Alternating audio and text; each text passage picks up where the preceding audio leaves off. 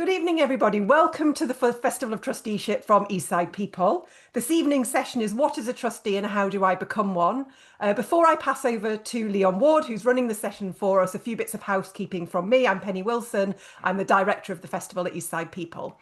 As you've seen, the session is being recorded. If you have booked this session individually, you will receive the recording either tonight or tomorrow morning. Please feel free to share it to other people who are potential trustees. If you're a weekly pass holder, you'll get the recording at the end of the week so that we don't absolutely inundate your inbox every day with recordings from all the sessions. You've been muted automatically on arrival. Please stay muted to keep the sound nice and clear. If Leon comes to you to say more about a question that you've got in the chat and you unmute, you will be on the recording. So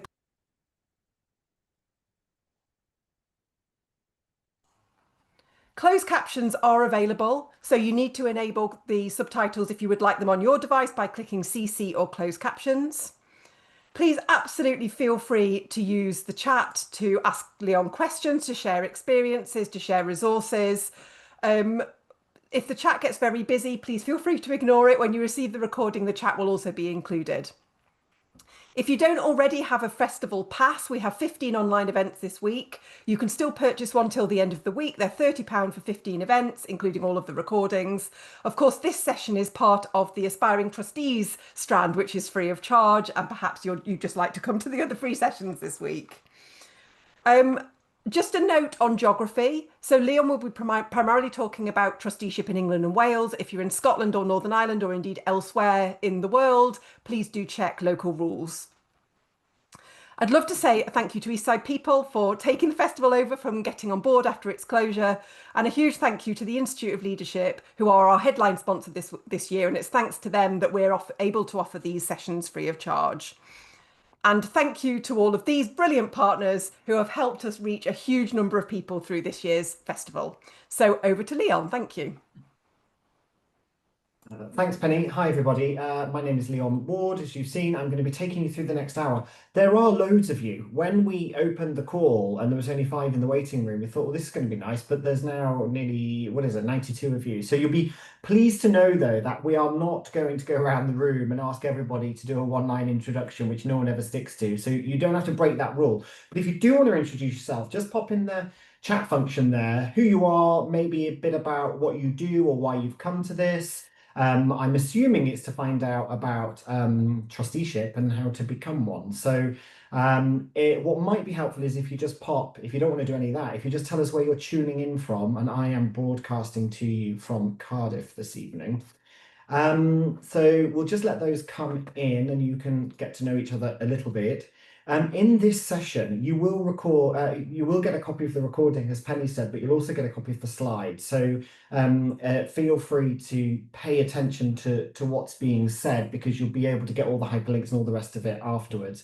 I'm here with multiple hats on, I suppose. The first thing to say is that I've been a trustee since I was 18. I'm a charity chief exec in my day job. I'm the chief exec of a charity called Money Ready, which is a national organisation.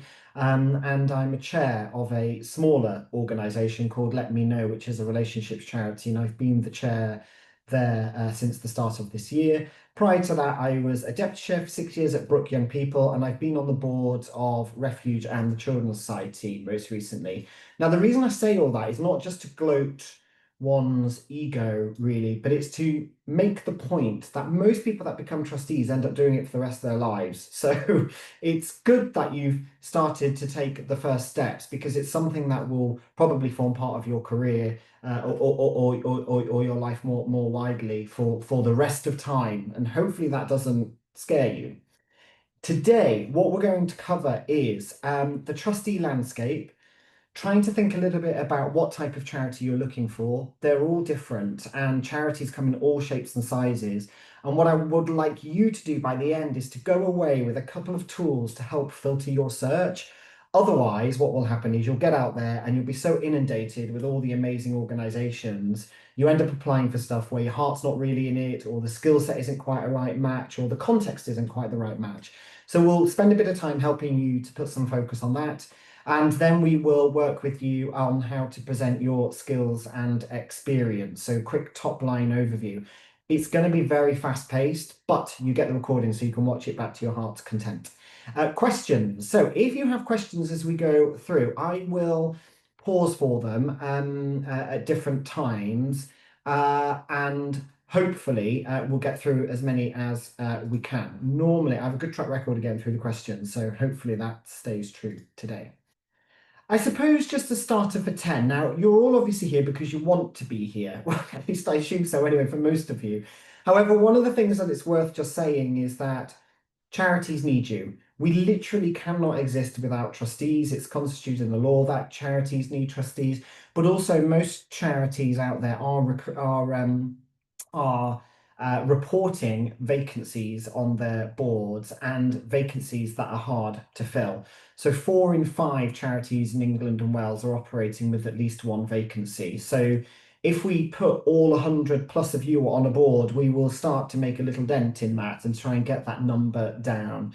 Now, this is part of a wider picture of seeing volunteering sort of numbers sort of decline in the UK, but charity trusteeship is a unique problem really because the public generally don't understand it, don't know what it is.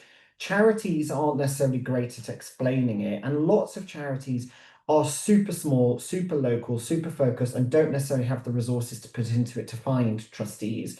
So this isn't going to be without challenge, I guess is the point, but I'm going to help you, I think, try and navigate some of that challenge to give you the best opportunity to find a role that you are interested in. The Charity Commission quite nicely summarises it by saying that trustees are the backbone of the charity sector. They're a core part of charities. It's well within the DNA of organisations. So it's great that you're taking these steps to join us on the journey. In terms of what is a charity trustee, it's a good place to start. Now, this is inspired from the Charity Commission for England and Wales. These are their rules. As Penny said, if you are in Scotland or in Northern Ireland, the rules are generally the same generally, but just check your local context. Also, just a point on this is that you might be coming on this webinar and thinking, actually, by the end of it, I might want to be a governor of a school. Now, lots of schools in England and Wales are also registered charities too, but some of the general principles, I guess, that we cover today work for all board positions. So just bear that in mind as you go on your journey. But the Charity Commission has said trustees have overall control over charity and are responsible for making sure it's doing what it was set up to do.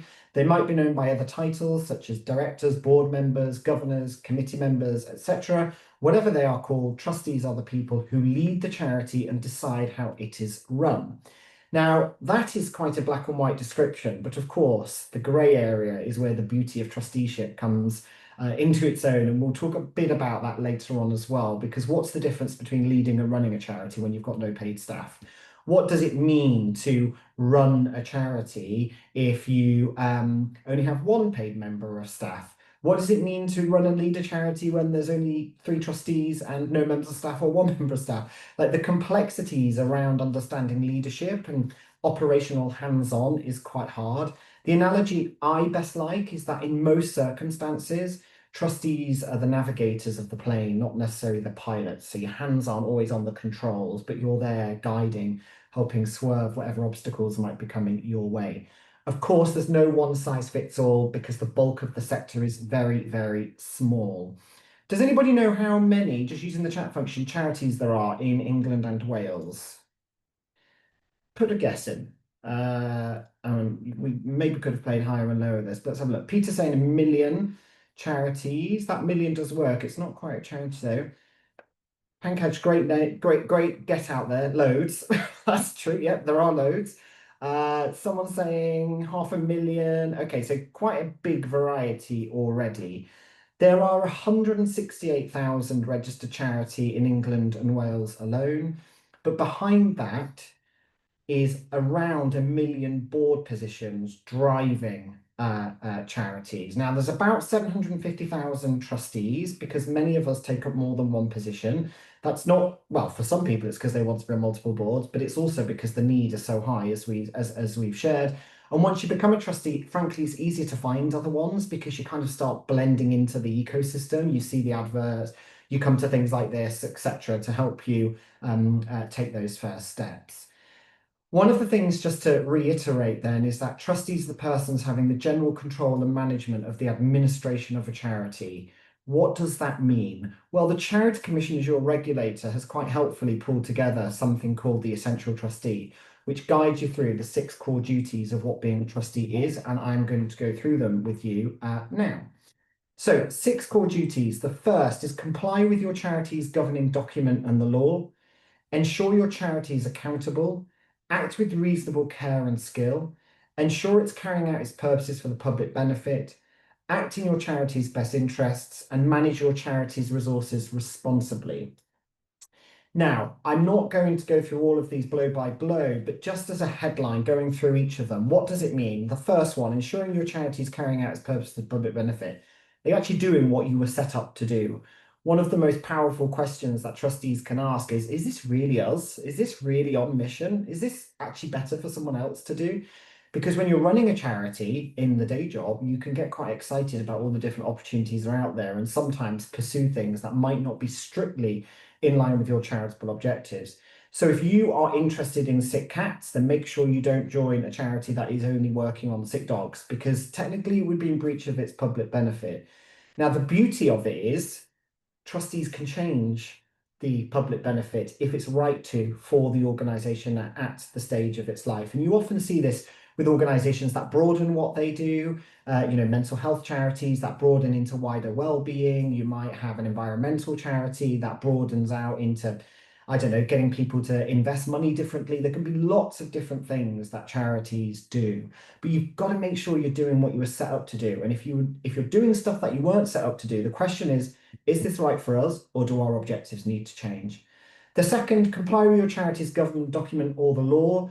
Do not turn off at this point. You do not need to be a lawyer. Most people on charity boards are not lawyers. But what you do need to be able to do is know where to look. And the first place you should look to check that you are operating within the law is your governing document. A charity's governing document effectively lies out where power lies and what decision-making powers you have and haven't done. Some governing documents are very detailed. They will tell you how many trustees you're allowed around a board. Others are broader than that, but it's worth looking at to make sure that you're operating as well as you can. Also, making sure that you do the regulatory requirements, and the Charity Commission has loads of guidance on that, but the key one is filing accounts and your annual returns, and just having a general overview of what's going on in the sector. This festival is great at developing your CPD as a trustee. Yes, you'll learn loads in the post about being a trustee, but actually coming to events like this and what's on this week will actually just help you to continue to grow in that role. You have to act in your charity's best interest. Now, this is one of my favourite ones because that is a different interpretation for every single one of you around the room, as is manage your charity's resources responsibly. There are some people that think charity chief execs shouldn't be paid £250,000, even though it's £1 billion organisation. That's the chief executive of Save the Children. There are other people on here who think that's absolutely the right thing to spend charity money on. And this is where diversity really comes into its own. That diverse decision making around boards is extremely powerful because it's always better decision making, even if it's slightly harder, because you have to do a bit more of winning hearts and minds and convincing people. But in the boardroom, you have to do what's right for your charity. And that can sometimes be difficult because you might be making decisions to close parts of your organisation. You might be an organisation that runs 6 community groups, but because of funding, you can only afford to run 2 of them. That might mean letting staff go. That might mean closing the charity altogether. You have to do what's in the charity's best interest. And putting that front and centre of the role is the thing that can keep you true to what the role's about. You have to act with reasonable care and skill. This really places a sort of bubble of protection around you, frankly. You're not expected to be experts on absolutely everything. Charity trustees are empowered to bring in external expertise when you need to. You do that with accountants, but you might do it with an HR professional, or you might do it with an AI specialist if any exists this early on into AI's life. I don't know. You might just want to consider who you can call upon in your charity's network to help you with things. It's okay to be a generalist on board. You don't need to be a specialist on absolutely everything, but you do have to act with reasonable care and skill. You've got to prep for the meetings. If you're in a meeting and you didn't read the paper and a decision is made and you are a part of the quorum making that decision, then you are bound by that decision. So make sure that you invest the time into this to do this properly. You've got to ensure your charity is accountable. So that's accountable to your regulators, but also the Charity Commission goes a step further and says actually you're accountable to your members if you've got members. So the National Trust, for instance, has a membership body that it relies on to elect its board and to fund it and do other things. And they hold AGMs to be held accountable by their members. But you also have to ensure that staff and volunteers are accountable to the board as well, and that you want to be accountable to them, to the people that you serve and work for. Accountability generally is to be welcomed and not seen as a burden. You can read loads more on the Charity Commission about that, or you can watch they've got a nice little video that's about this as well. It's, I think, 2.5 minutes long to just try and bring this to life for you a bit further. I wanted to just share this case, which has only developed in the last couple of weeks. It relates to an organisation called the St Giles Trust, which is a organisation working with vulnerable young people. One of the things that the organisation did was there was a gap between checking an employee's DBS certificate. And the second time that they checked the DBS certificate, there was a flag that was raised, and it was the trustees that were held by the Charity Commission for breaching their duties and responsibilities, even though the issue happened in the operational team. So what I'm saying here is that you should only really do this if you've got the time to invest in it and you've got the time to be able to commit to the role properly. Now, 99.9% of trustees never end up in any trouble. And even in this case, the Charity Commission held quite clearly that as soon as they started probing it, the organisation and the trustees were very fast to respond, very on top of it, but they still held that the failing in the safeguarding issue is the responsibility of the trustees. So the Commission does, walk the talk, I suppose, around what it's actually saying in the Essential Trustee. As I say, the vast majority of trustees go through their trustee life with absolutely no concerns whatsoever. So in terms of bringing the sector to life a bit, we've already spoken a little bit about this, but it's a massive sector. Like yes, it's 168,000 organisations, but they are responsible for almost 1 million trustees and over 7 million volunteers. It's an organisation that contributes huge amounts to the UK economy, and depending on where you live, there are some super charities out there that are massive employers. Universities, first and foremost, are charities. Most theatres people attend are charities or have registered charity status. The sector is extremely diverse in what it offers. And I guess this point around where do you fit in, as we'll move on to in a minute, I just want to pause on this slide slightly because it is always quite a powerful slide. But 44% of charities turn over less than £10,000. And if you add the 44 and 35% together, that gets you 79% of charities. Well, actually, if you add the whole numbers together, but 80% of charities turn over less than £100,000. The vast majority of this sector is normally groups of people coming together to change something they care about in the communities that they live in. The number of charities that are massive, the ones that are going through your brain right now, when you think of charity, you're probably thinking National Trust, Children in Need, Save the Children, those sorts of organisations are actually in the minority. And the reason that's important is because it's about expectation management. Like, it's likely you will join the board of a small organisation rather than one of the superpowers, if you like. It's possible, but it's more likely you will join the board of a small charity because they make up the vast majority of the sector. So I just wanted to put that on there just to give you a flavour of what it's like. And I guess thinking about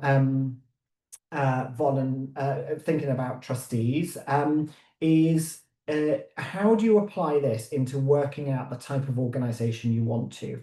Just out of interest, if you know the type of organisation you want to join, just pop it in the chat function. So do you know the cause, the size, the stage, the age, the complexity, or are you just starting from scratch and hoping to work it out?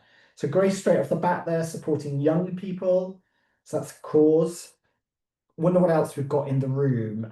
Mainly because I just want to see the diversity of thought in the room. I can guarantee whatever it is you're interested in, there is there is a very high chance there's a charity out there to support you, no matter how niche that interest is, because of the way that the sector has been built. We've got international development, brain tumor, so that's quite specific. Thank you, Wendy. We've got international development coming on. We have somebody who's already sitting on 7 boards, someone arts and culture, someone that's interested in trans rights and LGBTQIA causes. So look, there's 100 odd of you on the call, and the variety that is running through this is great, because it shows you really all the talented people that want to come and join a board, and just how diverse the communities are.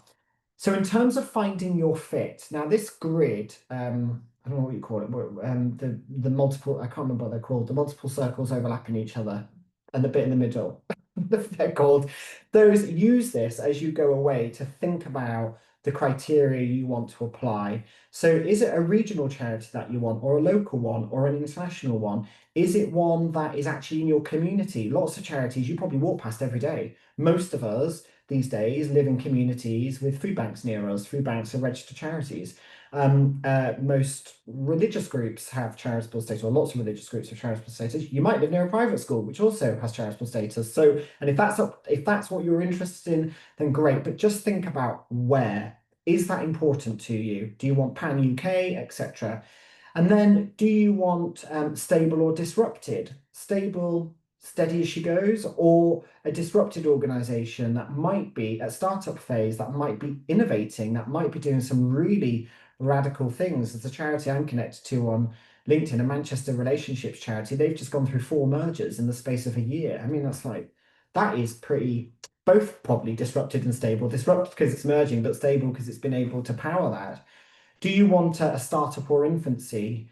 A slight warning shot really is that startups nearly always take more time, because it's foundation building. So there's a lot of work to be done, and normally by not huge amounts of people, because if you're a startup charity, you normally don't have significant funding to throw into the staff body. But bear that in mind, you might be at a point in your life where actually really throwing yourself into a startup organization is what you want to do. Do you want a growing charity, a shrinking one? Does it matter what size it is? Maybe it doesn't.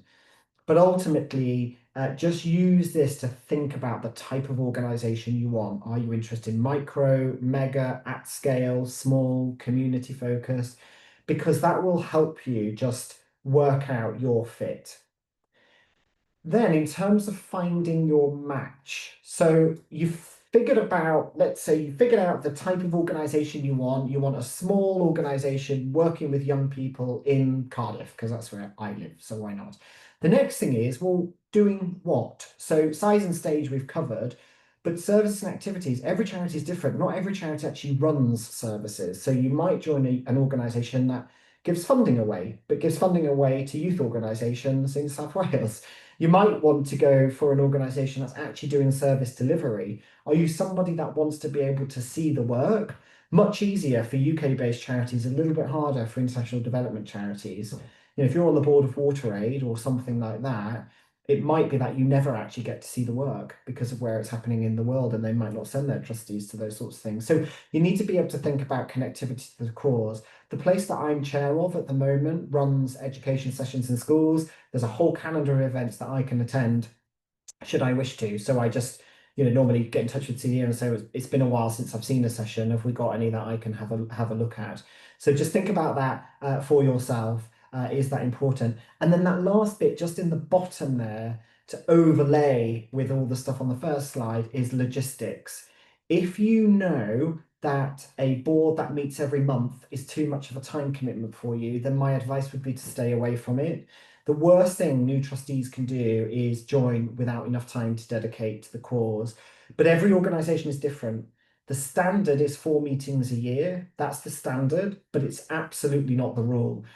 Boards decide how they want to run themselves, and it is common in smaller organisations to meet more frequently. I had a look today at Reach Volunteering, which is one of the sites we would recommend for you to look on, and it's in the list that you'll get after this.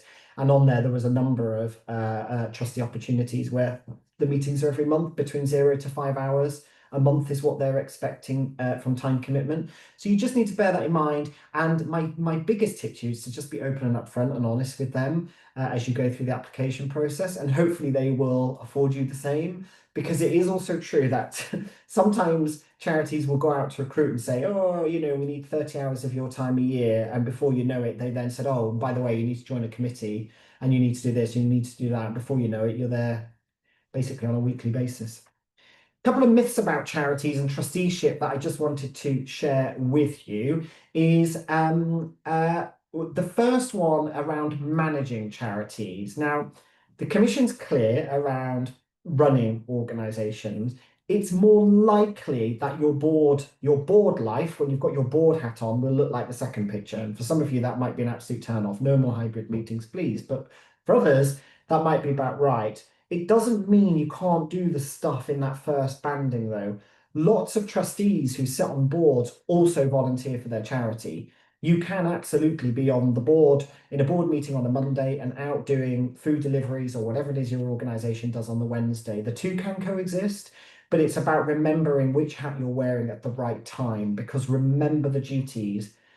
Act in the best interest of the charity, act with reasonable care and skill, manage resources responsibly. That can be quite hard if you're then connected to the people whose jobs you might be culling as an organisation, or whatever it is that's going on in the charity that you're on the board of. So you can do both, but ultimately leading the charity is the space we want you in when you're in the board.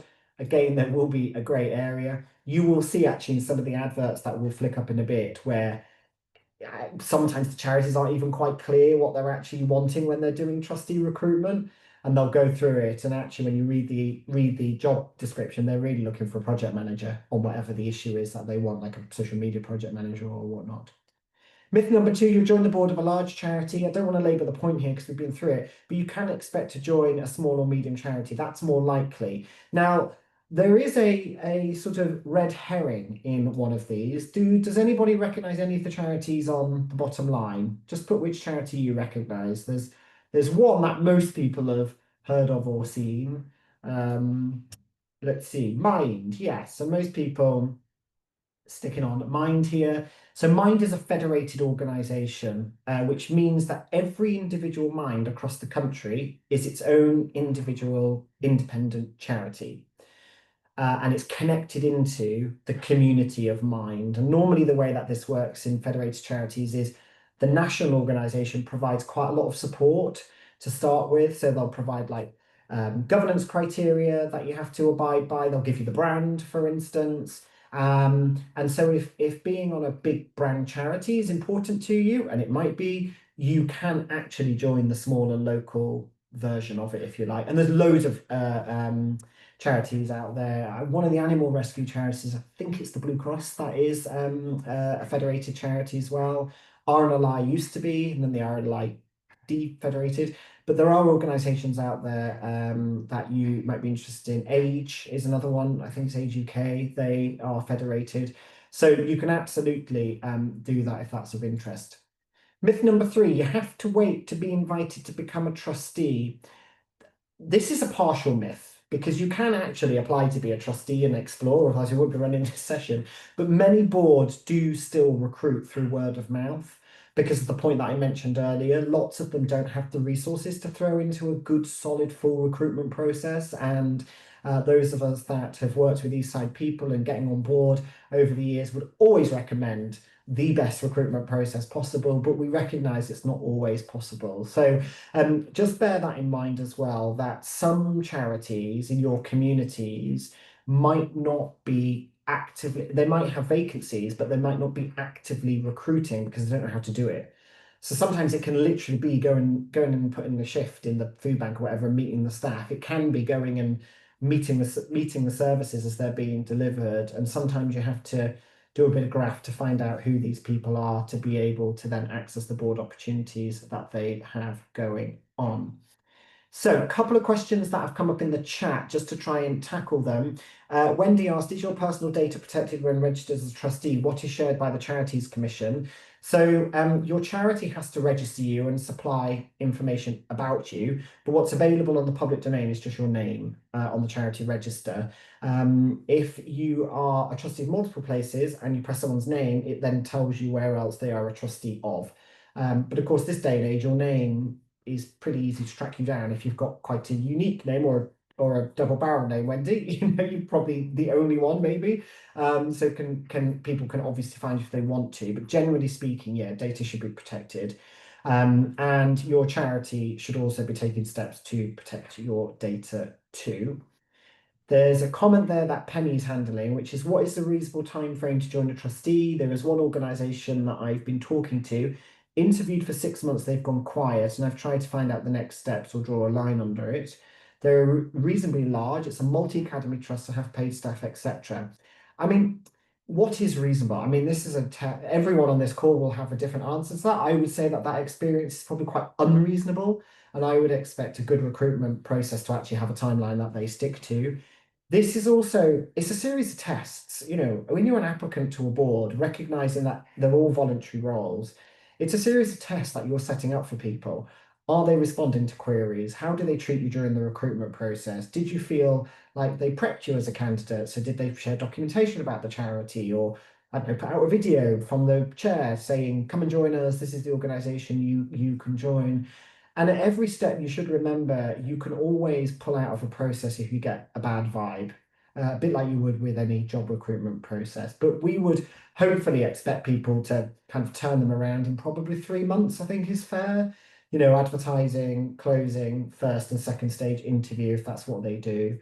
Some boards might ask you to come and observe a board meeting. Some boards, like the one that I went through to be chair, I had to meet their youth advisory board because it's a youth relationships charity, so that's of interest to them.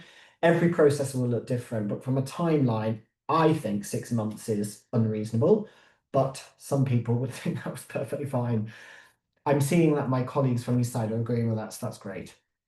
Okay, there is work to do. So this slide is important because it's one of the reasons that the Festival of Trusteeship was founded back when it was founded, which is that there's loads of people still missing from boards. Young people make up 0.5% of trustees, despite being 12% of the population. 2/3 of charity trustees are over 50. Women are outnumbered on boards 2 to 1, and people of colour make up around 8% of trustees. So if you're somebody that has a protected or minoritized characteristic, it is likely to be that you will have similar experiences to what you've had elsewhere in your life in a boardroom. There are loads of us trying our best to change the stat. It's quite a stubborn, they're quite stubborn stats, I have to say, but there's lots of infrastructure around there to support you. So, and I've got a slide on that later on, but there's things like the Young Trustees Movement, there's things like Women on Boards, there's lots of different organizations out there to support you if you are somebody that's in one of these groups. And you'll meet lots of the key players through the festival, to be honest. So it's a great thing to be at. So again, then working out where you fit in on a board is the next bit of the trick. So lots of people come to these calls saying, I don't really know what I can offer a board. Well, perspective is the first thing, and then second is hopefully some skills that support the need of the charity. Lots of charities report on struggling with decision making. Right, so if you are good at making decisions, there is a place for you on the board because you get groupthink, you get a democratization that happens at boards, and actually someone just has to get things moving. So if you're somebody that can contribute to decision making, to growth and infrastructure, fundraising and income generation, and they are two different things. You might never have fundraised anything in your life, but you might be the best salesperson since, I don't know, whoever sells stuff, Steve Jobs, someone like that. You also might be just interested in strategy and that big picture thinking. You might have a specialism in governance, HR, operations, finance, marketing, PR, estates, technology, legal. These are all things that charities struggle with. One of the things that and I feel sorry for numbers people, so if any of you are accountants on the board, I feel sorry for you because you're almost definitely always going to be given the numbers to look at. And actually, one of the things to think about, and the commission again is very clear on this, is that if you're a generalist on a board, ultimately, you should probably be pulling in all of your skills and expertise across all of these elements. But it is common for boards to have like a numbers trustee or a legal trustee or an HR lead. That is common. So just working out and spend some time with basically drafting out just 3 lines. Who am I? What am I offering a board? Because that will help you through your recruitment process to really nail what it is that you're offering them.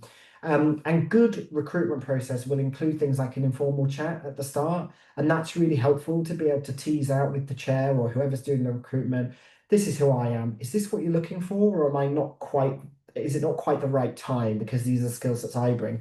Or for those of you that are bold and confident, I've seen your advertising for finance trustee. I can't help you there, but I have all this experience in this other world.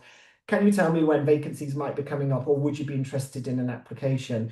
Because one of the things is, as somebody that does a lot of board recruitment as a trustee or a chair, sometimes you don't know what you don't know. You have to go to market to see who's actually putting themselves forward, and often boards will then recruit additional people if the right talent comes forward. So I would, I always, fortune favors the bold. I always encourage people to go to the bold bit, but not everyone wants to do that. So we'll try and cover both in this session. Good question there from Claire. Is there a difference in legal responsibility to charity chairs? No. So the way that it works is that, as Penny has said, not only is the legal conundrum the same, but chairs are first among equals, and that is it. So they might chair the discussion, they might decide in partnership with the chief exec how much time an agenda item gets, but they have the same amount of voting power as everybody else. And yeah, they're first among equals. Now, one thing to just think about, though, thinking about all of this, is sometimes boards will be very clear if they expect you to join a subcommittee or not. Now, subcommittees for boards are usually where the deep dive areas happen, and every board is different, but the ones that I'm of, we have finance, which is normally a risk and audit one. We have a people and culture committee. And one of the charities that I'm involved in has a programs committee, so looking at the programs it's delivering. And I think there are a couple of opportunities here. One is you might be an expert in one area, and whilst you're in a main board meeting, you're a sort of generalist, but you can then deep dive into your area of interest in the committee, or the other way around. You might come off this call and think, Leon hasn't convinced me. I can't be a trustee yet. I'm too busy. But I could absolutely give my time to a committee. And lots of boards now recruit non-trustee committee members onto their board too. This is all about taking your first steps into trusteeship. So if you come off this call and end up joining a board committee, not quite a full trustee, I still think it's a pretty decent job done. So I would encourage you to think about that if you see those opportunities. Just a point here as well that, as I mentioned throughout, diversity is the art of thinking independently together. So how can you be a voice amongst a team of people? Board sizes is a question I get asked about a lot. However, every board is different. I have seen boards that have got 3 trustees. I've seen boards that have got 19 trustees. Somewhere around the sweet spot, I think, as the chair and chief exec is, well, it depends how engaged they are, but somewhere between 8 and 12, I think, is the sweet number. Because that's enough people to still work with. It's a lot of opinions. When you're going to a board and reporting to 12 people, that's 12 people that are going to ask you or interpret the information put in front of them completely differently. It's quite an interesting dynamic to handle, but really it's up to the charity. One question you should ask in discovery phase, though, as you're going for roles is how many are there? You might be somebody that works better in smaller teams, and that's fine. So a smaller board might be one of the filters you apply to your search. In terms of bringing your whole self to trusteeship, then, so we've kind of focused on the skills a little bit and the work experience, but there are only kind of 2 elements of what you should be bringing to trusteeship. Most charities, first and foremost, want to know, why do you want to be a trustee and why do you want to be a trustee of us? And that is a litmus test against, is there a passion for the cause? Are you actually interested in what we've done or what we do? Any evidence that you have to show that interest will stand you in good stead, even if that was doing recruitment, not doing recruitment, doing fundraising or signing petitions or whatever you've done over a 20-year period or a 2-year period or whatever. Charities really like to hear that you've done something and connected to the cause. So if you haven't, and you want to skill up and you're interested in a service delivery charity, it might be worth volunteering first. Lots of people volunteer in a charity first and then become a trustee. And actually, it sets you up really nicely for the recruitment process because you know the organization, you've got a bit more context to what's going on, and ultimately you have the network and the connections to be able to then crack on and get a role. The other things you should be bringing in are life experience, any volunteering, fundraising, or campaigning you've brought, and qualifications if they're relevant. Life experience is really about any lived experience that you think you can bring to the board that makes your voice powerful on the board or relevant, whatever word you think is right for that slot. So really bringing your whole self so that you have the best opportunity to contribute to the board fully. So that's the first half done, which is what is a trustee. I'm going to just stop for a moment to have a quick look to see if there are any questions coming in. There's loads of chat going on, and Penny's answering loads of them. Jude, good question from you. When it's for a startup charity, who decide who gets recruited on the board, or who is best to decide? Yeah, what comes first, the chicken or the egg, or the trustee or the charity? As soon as they register, to register for as a charity, you have to have a board in place. So normally the founder will set up a board of trustees. Not always, but sometimes it tends to be neighbours and friends and people that are offering favours out. Mainly because lots of charities are born out of distressing periods and often through loss. So that tends to be what happens. And what you can see, like in the corporate sector, when they set up like charitable foundations to give money away on behalf of their corporate, they tend to put some of their employees on the board to start with. They tend to always have an employee link actually, but they'll diversify in time. So yeah, it's whomever's setting it up really gets to create the new board. Are there any questions? There's some on recordings, that's all been answered. Claire's just saying, I've seen a few looking for strategic planning and lived experience. Yes, it's a new thing because one of the mysteries, although I think there is some research out there, maybe Penny can find it now, is the class issue on boards and the wealth issue. It tends to be white, middle-aged, wealthy men that volunteer on boards, although, as I say, these sessions are to try and encourage everybody to take it. Grace has said, how long would you expect to be a trustee for? So terms of office is what you're referring to there. Unfortunately, no hard fast rule, but generally speaking, most boards will give you a term. That's often 3 or 4 years, and often they will say to a maximum, so it can be renewable once, so maybe you do 8 years or twice. One of the charities I'm involved in, it's 4-year terms, but renewable an unlimited amount of time. So you can be a trustee for life. We in the sector and at Eastside and others don't think that's the best thing to do because it's one of the things that stops diversity, but ultimately it is possible. You need to ask as you go through the recruitment process. Hopefully they put it on the pack, but sometimes they don't. So what you want to do, you want to be clear whether you're signing up for something for 4 years or for 20 years, because it's quite helpful in terms of that other filter bit.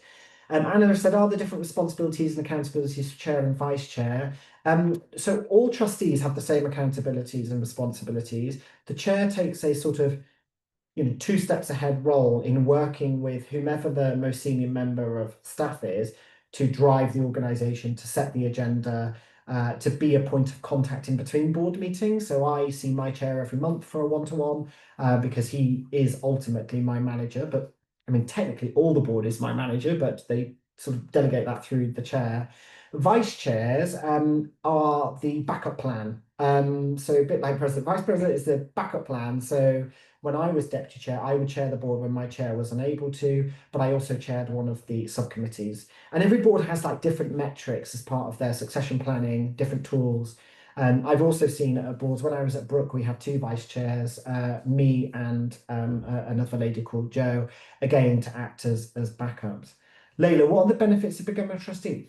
That would have been a good slide actually to put in here. The reason I didn't is because I thought most of you were already partially convinced. But I would say, look, the best thing about it is a chance to give your skills back in a really structured and generally controlled way. Like if you get this right, you know what your volunteering journey as a trustee is going to look like each year because there are 4 meetings, there are committee meetings potentially. I know when the paper's going to come, etc. I think you get a huge amount of personal and professional development. Personal because you have to use all the skills you've learned through life, managing a board of equals. Well, that's sort of one of the challenges, I guess, of everyone being equal, is that you're equal irrespective of your history. And I absolutely owe my career in the charity sector to having been on the board so young. I guess the other bit that I tend to drop in when I do these sessions, but for other organisations, like why you should let your staff become trustees, is it's the best package of CPD I think anyone can get, because it's so intense in some ways. It's an intense learning experience, and to see the inner workings of a charity and how complex it is and hard it is, frankly, to run a charity, and to be able to learn from that, I think is great. And Peter's actually just listed a good list there. I'll let any other existing trustees throw in their thoughts on that thread. But honestly, it's a really great thing to do, and it's great fun. And ultimately, I think at the moment, with the state that the sector and the country's in, one of the things that I draw hope from is my charity trusteeships, because I can see what's going on in the world where people are trying to make a difference. Susan said, is it okay to be a trustee for more than one organisation at the time unless there is a conflict? Yes, that's correct. You can be a trustee of as many organisations as you want unless there is a conflict. And even then, as long as the conflict is declared and managed correctly, that wouldn't necessarily rule you out. In my view, whenever a conflict does occur, I always think it's better to just kind of keep church and state separate in that way. But ultimately, it is possible to navigate that. I'm going to come back to the questions a bit, because I'm going to get through the main content. There's only like 9 minutes left, and I do like to run things on time. Three main ways then to find a role. The first is through volunteering and shaking your network. Who do you know? I mean, there's loads of you on here. There might be people working for charities in this webinar who are looking for trustees. So people, feel free to advertise any roles that you've got out there and grow your network through the festival. Recruitment and vacancy listings, which we're going to focus on in a minute, and then cold approaches. So they're for the like confident people who are just happy to rock up to a charity and say, like, I'm really interested in what you do. Can we connect? In terms of where to look for vacancies, then there's a range. These are all clickable, so you'll be able to click these when you get them. But one of the ones I wanted to show you was Reach Volunteering, because what I like about Reach is, and they've just refreshed their website, is that you can have a look at adverts without necessarily creating an account. I would create an account if you are looking for it, because it's a good thing to do. So if we just have a quick look, straight away, look, search for opportunities to volunteer. The first one there, RSPCA Southwest London branch. Was that the one I said earlier, the animal charity that was federated? If I was right, then great. If I was wrong, it's the RSPCA. The next one is then the Campaign for Protecting Rural England. That's another federated organisation, so lots of them around. You can see here, look, there's vice chairs being recruited, and that's for the Ramblers, so an outdoors activities organisation. And what you need to do is just to look through some of these and get to grips with how charities actually look for their trustees. So what language do they use? How do they describe themselves? One thing, and I'm pleased this one's come up because I haven't tested this today. When you see the word fundraising or finance or something in front of it, double check what this is that they're expecting you to do, because you might be thinking they want to hear my expertise around how to do fundraising. But when you actually delve into it, they actually want you to write the fundraising strategy, and they want you to organise the annual fundraising dinner, which might not be what you thought you were signing up for. So just make sure you check in here. As you can see, look, virtual board meetings are held 4 to 5 times a year for 3 hours. That gives you a flavour of the time. Subgroups are formed for specific activities. They're clear here what they want from you, but they're looking for someone to lead on their trustee on their fundraising from a board perspective. But just like, this is quite comprehensive as you go through here, but just take some time to have a look through some as your festival homework, and just get to grips with how people apply. And the good thing is then, because you've got their name, you can go out and do some initial due diligence, which you'll be pleased to know I teach how to do in a minute. So we're going to move on to that into a second, to make sure that we set you up as well as we can in a 1-hour webinar. So as you can see, lots of common themes here, lots of financial demand. There's always financial demand for people with financial skill set, but again, have a look, see what's out there, see if there's anything for you that you like. That's just one of the platforms. There's a range of platforms here that you can look at. They all work the same way, but Reach is a particularly good one because you can create a shortlist. You can upload your CV and stuff, so you can only apply. You can do documents once rather than 20 times. Then you might want to do what's called a speculative approach. So I'm going to do this next bit together. A speculative approach is really if you want to find charities in your community that you've never heard of. So what you do want to do is you want to go to the Charity Commission Register, which I'm assuming no one, well, you might have looked at. Most people have never looked at the Charity Commission Register, but I promise you it's going to be the most interesting thing you learn about today. So when you press the advanced search button, what you can do is apply the filters that we've been talking about into here. You can plug it in. So if you're interested in, we had someone say international development earlier on, so we'll put that. And let's say you're interested in international development for children and young people. And here, look, you can even put what type of organization it is. Does it give away money? Does it provide services? Lots of charities will do both, so they might appear in a list even if you didn't specifically select them. Then you can even choose where, and you can choose by local authority. So if you are really committed to Barnsley as a local authority area, because that's where you live, have grown up, spent all your life, whatever, then you can absolutely do that. You can also go back to help if you grew up somewhere else but want to stay connected to your hometown, which I have seen people do. I've got a friend who is a trustee at Sheffield University Students' Union, but he lives next to and he gets 4 trips back to Sheffield a year because he's on a board there and he loves the city. So you absolutely can do that if you want to. So what we will do is we'll select a local authority. I mean, we'll go for Cardiff because, you know, that's where I live. So I'm using one of you, but we'll use Cardiff. And what it does there is pull up 45 charities that meet my criteria. So these are organizations that work in international development with children and young people. Now, I could be more specific than that if I wanted to be. I could say, look, I'm really interested in the sub 1 million sector or the sub 100,000 sector or whatever you want to do. But that's how you can find charities that are existing in and around you without ever hearing about them. And then using this same tool, what you'll be able to do, just to skip up it, is to carry out some due diligence. So to think about what you need to know about the charity before you apply.